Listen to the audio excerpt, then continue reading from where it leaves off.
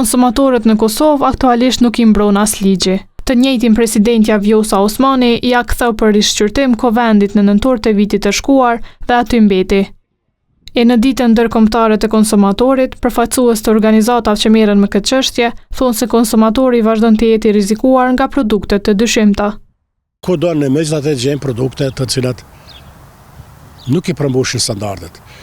Domethënë, megjithatë siguria është në nivel, por cilësia është shumë variabël. AOK-ja nuk ka obligim për cilësi, cilësinë duhet ta mbikëqyrim vetë, duhet kemi vetë kujdes se çfarë problem, çfarë konsumojmë. Sipas Selatin Kaçanikut, kryetari I shoqatës konsumatori, vetëm 1.5% e importit të gjitha ushqimeve kontrollohet.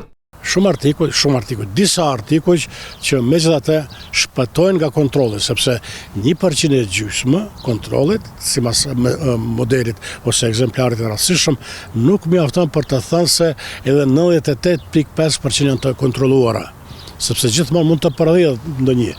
E dilema jo vetëm rreth cilësisë, por edhe çmimeve kanë qytetarët.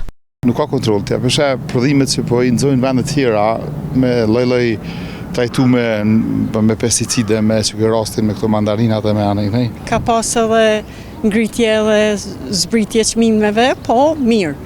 Përfundimisht mirë.